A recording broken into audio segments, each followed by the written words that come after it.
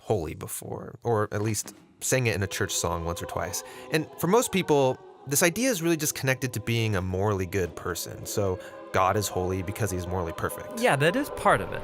But in the Bible, the idea of holiness is even bigger and more rich.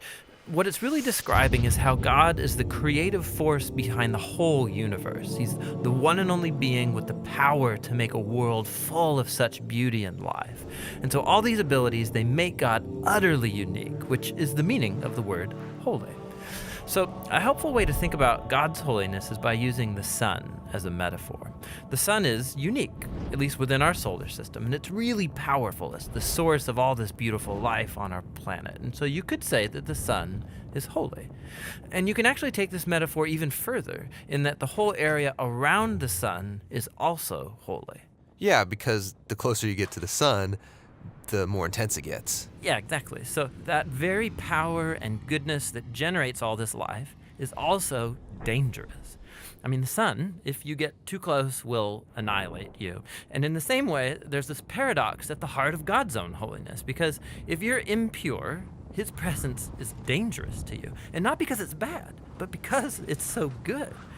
And so the first time we see this paradox of God's holiness, it's in the story of Moses and the burning bush. So God tells Moses to take off his sandals because he's standing on holy ground. And Moses covers his face in fear, and God says, hey, don't come any closer. It's intense. It's actually that intensity of God's holiness that's explored even more in the stories about Israel's temple, which was the main place where God's holy presence was located. And at the center of the temple was this room called the Most Holy Place, this the hot spot of God's presence. And whether you're an Israelite living in the land around the temple or a priest working right in the temple, you're in proximity to God's holy presence, which is dangerous. Yeah, this is a problem. So how's it supposed to work? Well, in the Bible, the solution is that you need to become pure. So like being morally pure. Yeah, and that's easy enough to understand. But the Bible spends a lot of time talking about another kind of purity, being ritually pure, which is a state where you separate yourself from anything related to death, like touching things like diseased skin or dead bodies or even certain bodily fluids. All these make you impure. And becoming ritually impure isn't necessarily sinful. What's wrong is waltzing into God's presence when you're in an impure state. And so that's why God gave the Israelites very clear instructions for knowing when they were impure, steps to become pure, so that they could go into the temple again. So that's what the book of Leviticus is about. Right. But it doesn't stop there. This idea keeps developing. So later in the scriptures, we find this really interesting story by a prophet named Isaiah. And he has this crazy vision where he's in the temple and he's right in God's presence. He's totally terrified. Yeah, he knows the rules. He shouldn't even be in there. And he's worried about being destroyed. And then this crazy creature called a seraphim. Yeah, that is a crazy creature. Totally. So it flies over with a hot coal, and then it sears Isaiah's lips with the coal and says something really weird.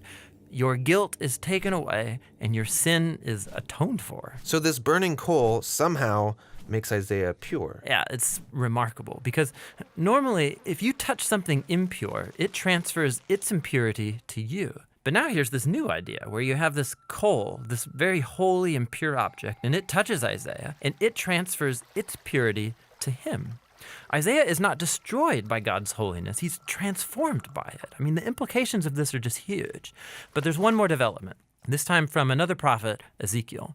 And he has this vision where he's standing at the temple and he sees water trickling out from it. And then that water turns into a stream, and then it grows into a deep river that starts flowing through the desert, leaving this trail of green trees behind it. And then it flows into the Dead Sea, making everything fresh and alive. So instead of becoming pure first and then going into the temple, here God's holiness comes out from the temple, making things pure and bringing them to life.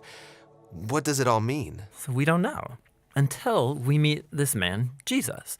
And he claims that he's fulfilling all of these ancient visions, but in surprising new ways. So Jesus, he went around touching people who are impure, people with skin diseases, a woman with chronic bleeding, or dead people. And when he touches them, their impurity should transfer over to Jesus, but instead, Jesus' purity transfers to them and actually heals their bodies. Jesus is like that holy coal in Isaiah's vision. Right.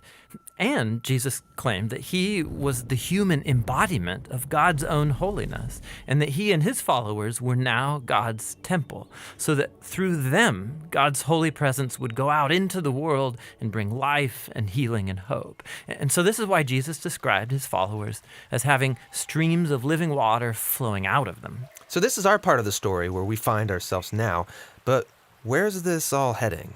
So the last pages of the Bible end with a final vision about God's holiness. And this time it's by a guy named John. And in his vision, we see the whole world made completely new. The entire earth has become God's temple. And Ezekiel's river is there, flowing out of God's presence, immersing all of creation, removing all impurity, and bringing everything back to life.